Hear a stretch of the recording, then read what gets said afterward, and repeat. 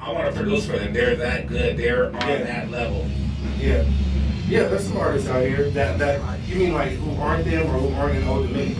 That's what you're saying, right? I'm saying who is that strong that can generate that type of buzz. You're asking me who? I'm not gonna say. I don't want to put names out there. I just want to know that they exist. Yeah, there are. I mean, and the kind of artist that you are also depends on like really who you get to back you up, who's making your videos.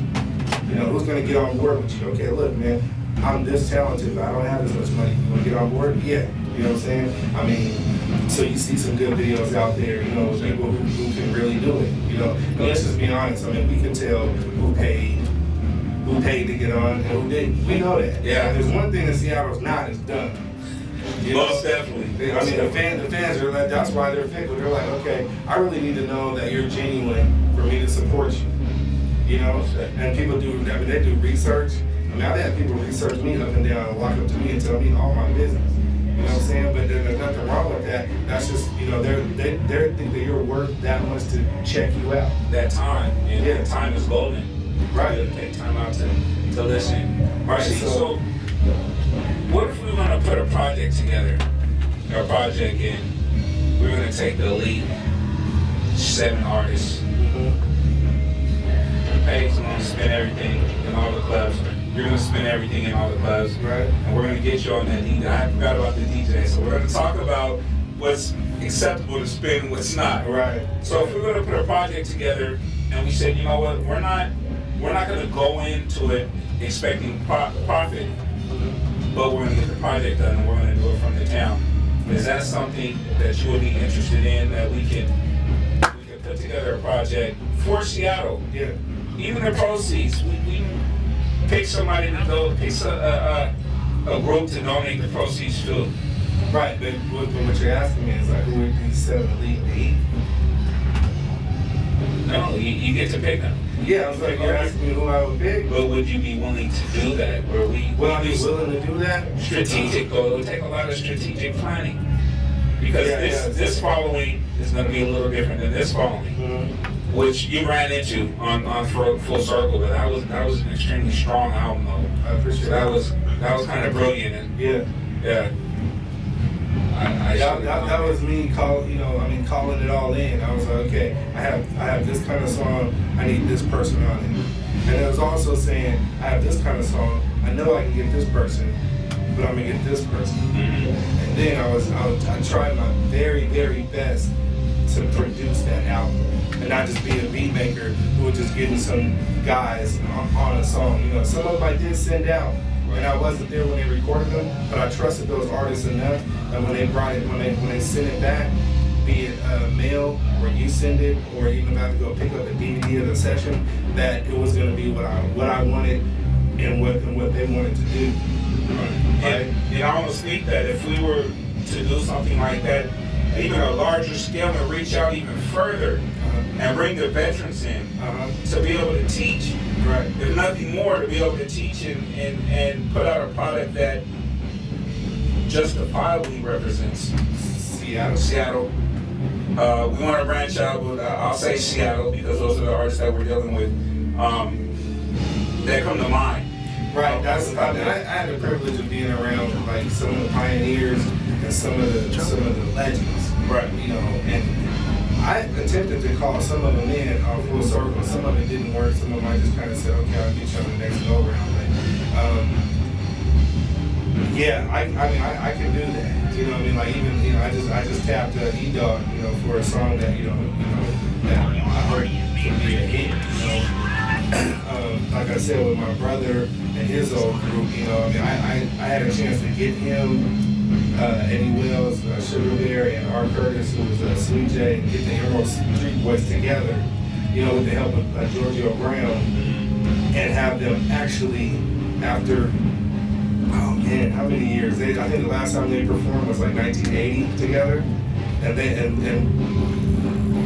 in a nutshell, if you want to talk about the first rap groups or rap artists in the town, it would be between them and Mix-a-Lot. I mean, it came down to them and Mix-a-Lot like one night after a show, and we know. I mean, they know the story. Everybody doesn't know. But my point is, I had a chance to get those guys together and have them actually rap. Have my brother actually bop on stage. You know what I'm saying? So I had the pleasure of doing that. There's a Silver Shadow D. You know, he's an arm's length away. TL. You know, and MOB and Sharif, who, you know, like I said, I'm attempting to get together. So I can put together a pretty cold album of cold Seattle history, where it's like, if you can't deal with this, then you need to quit and go work at Target. You feel me? I can do that.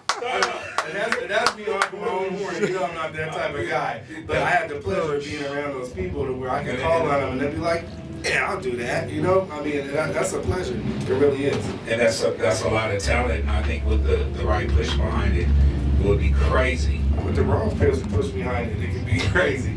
It would be crazy. It would be crazy because of push, but if you were able to put those some marketing money behind that, it would be crazy. To reach the masses. Because there's definitely, you know, a lot of people. I was out in New York. I went to what is that, Harlem? I was in Showtime at the Apollo. I should have remembered that. Really? Because that's legendary. Showtime at the Apollo, man.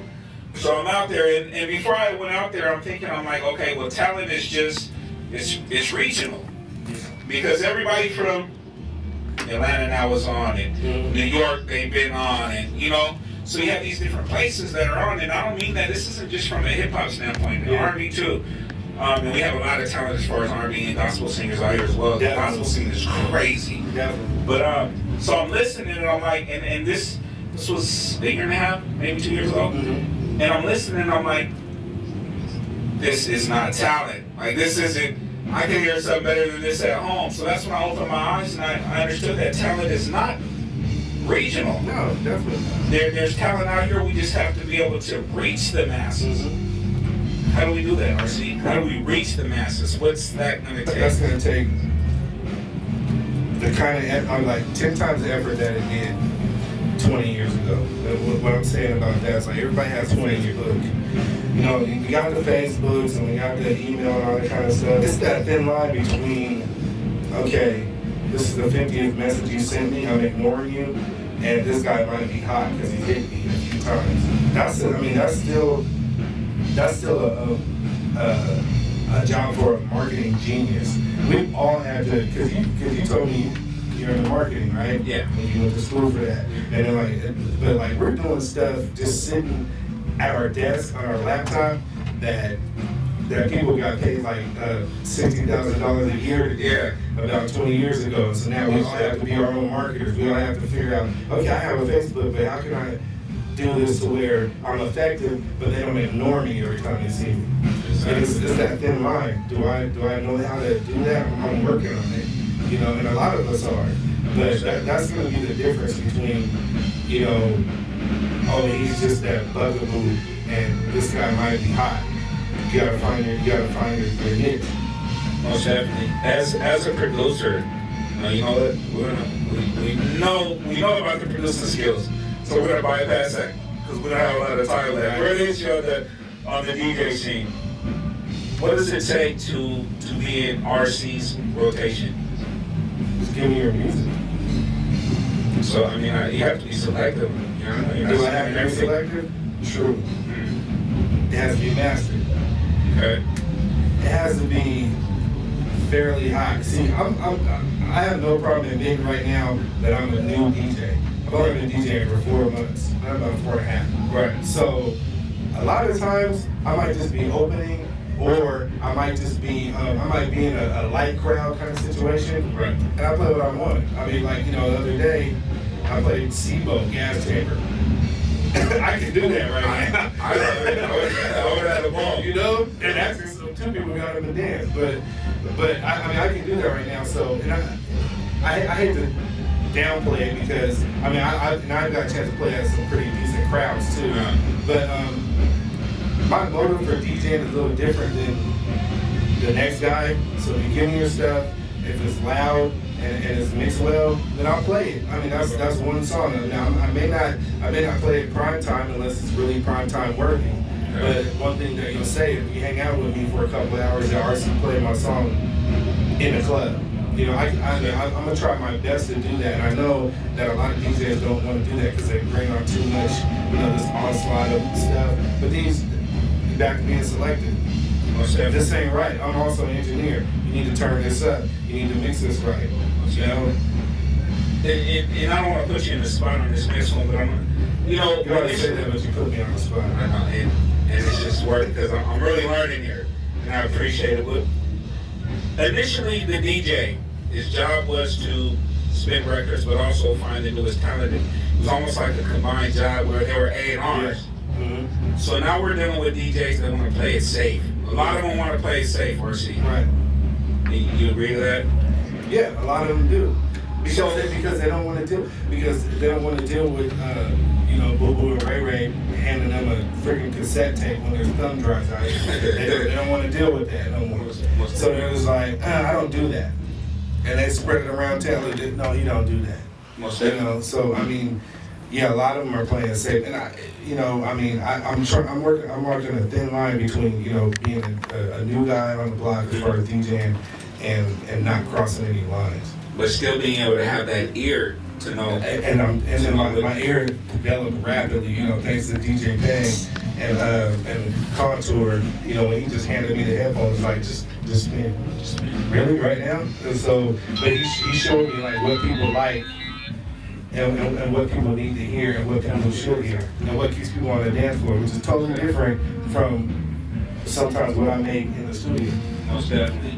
So I don't want to talk about the fall of hip hop, maybe the fall of quality of hip hop. How much do you think the DJ had to play in that? Because if it's their job initially to be able to select good music, and I know there's nothing like being in a club or somewhere and they play a new song that's hot.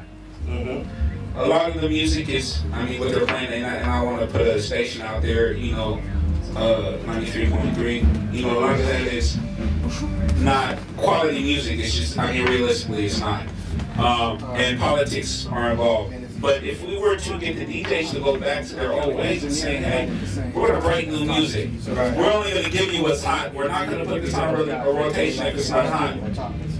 Well, you got to think, back in the day, the only thing that you could give a DJ back in the day was a record.